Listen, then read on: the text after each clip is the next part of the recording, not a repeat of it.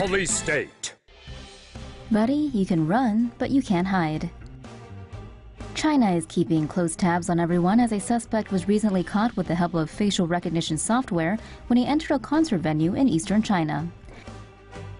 Reported by China's Xinmin Daily News, the suspect was one of 20,000 people attending a concert by pop star Jackie Chung Sunday evening in JIAXING, China.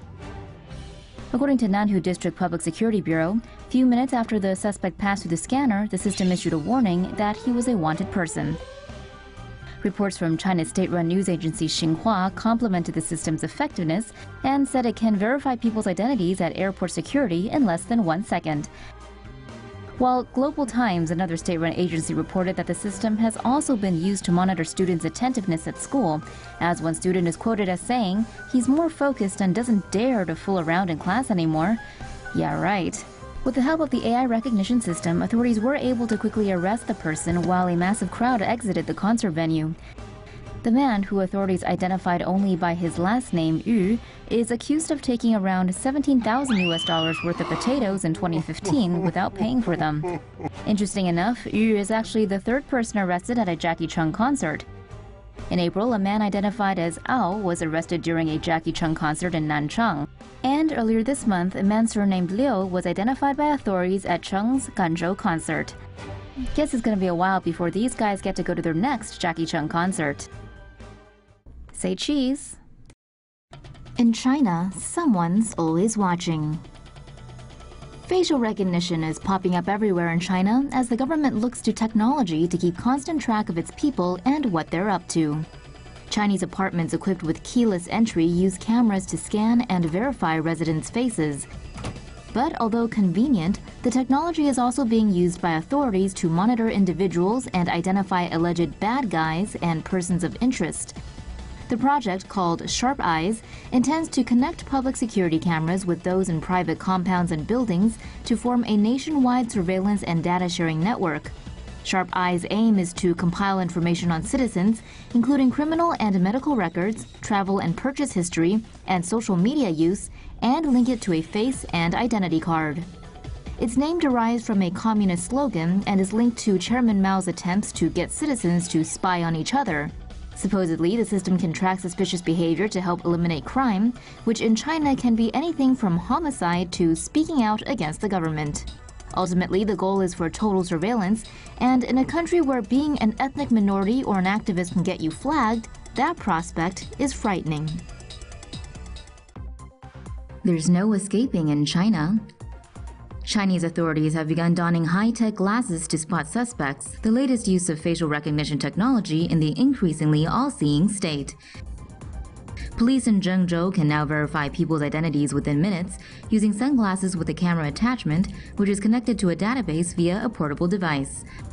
Officers who spot a suspicious person from as far as 5 meters away need only take a photo showing at least 70% of the face. The photo is run through the system, allowing officers to access information like names, ethnicity, gender, and address. It also details the hotel a person is staying at, recent internet history, and whether he is wanted for any crime. 7 suspects involved in the kidnapping and hit-and-run incidents have been arrested so far, with 26 others apprehended for using fake IDs. The use of facial scanners and other similar technology are widespread in China, where there are fewer privacy concerns. The government is in the process of amping up surveillance, starting with a database containing relevant information on its 1.3 billion citizens. Face recognition tech used by British cops. The British nanny state has millions of surveillance cameras, but even with those legion of lenses, UK police tech still struggles with face recognition. New findings by British newspaper The Independent say that facial recognition technology employed by the UK's Metropolitan Police Force is wrong 98% of the time. The newspaper reports that of 104 alerts created by the force's face recognition system, only 2 were correct. Responding to the report, the Metropolitan Police told The Independent they were trialing the technology and that there's no current end date for this. The cops also said no arrests have been made via the tech and that all false positives are deleted within 30 days, while other non-alerting images are deleted immediately. Elsewhere, The Independent also found that facial recognition used by police in Wales has been wrong 2,400 times since last June. The newspaper reports that most of this happened last summer in Cardiff when the city was hosting the UEFA Champions League final. Less than 10% were accurate matches. According to the BBC, South Wales Police said the system has gotten better over time. Facebook is coming for your face. Oh no. Facebook announced on Tuesday it will soon be introducing new facial recognition features in order to give users more tools to manage their identity on the platform. People will soon be able to activate facial recognition with an on-off switch to enable 3 different features, according to a Facebook blog post. First, Facebook will alert you when pictures of you are uploaded, even if you have not been tagged in them. Second, you will be notified if your face is being used as a profile picture. Third, visually impaired users can now hear aloud the people tagged around them in group photos. And to get all these great features, you only need to give your face data to Facebook. Giving biometric data to a social media site? Sounds like a solid plan. Even technology can be biased. A study conducted by MIT's Media Lab revealed something shocking about facial recognition. The systems are better at identifying light-skinned males than darker-skinned females. MIT researcher Joy Buolamwini built a data set of 1,270 faces from different countries that included a large number of females in public office. The faces included 3 African nations with predominantly dark-skinned populations and 3 Nordic countries with mainly light-skinned people. To see how well the systems are at identifying the faces, 3 different facial recognition systems made by Microsoft, IBM, and Megvai of China were put into the trial.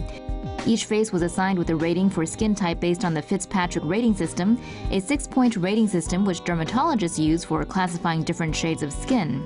The results showed the systems had an easy time with lighter-skinned men, only misidentifying gender in about 1% of all photos, and about a 7% inaccuracy rate for lighter-skinned women. The system struggled with darker-skinned men with 12% inaccuracy, while darker-skinned women just seemed more difficult for systems to read correctly with a 35% inaccuracy rate.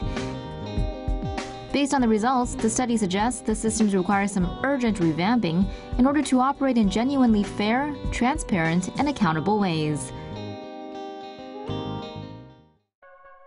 JetBlue and Delta look to the future. Boarding passes could soon be a thing of the past if trials of biometric technology by 2 U.S. airlines prove successful. JetBlue Airways is testing facial recognition technology on flights from Boston to Aruba.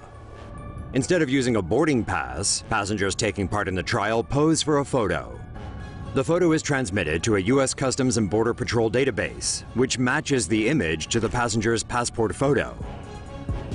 Meanwhile, Delta Airlines is testing fingerprint recognition technology to grant lounge access to customers enrolled in its rewards program. Delta plans to extend the trial to check-in counters and boarding gates. The airlines hope that biometric scanning will speed up boarding times and improve security. Dutch national carrier KLM started using face scanning for boarding at Amsterdam's airport in February. If this technology helps get us to the gate quicker and keeps us safe in the air, then we're all for it.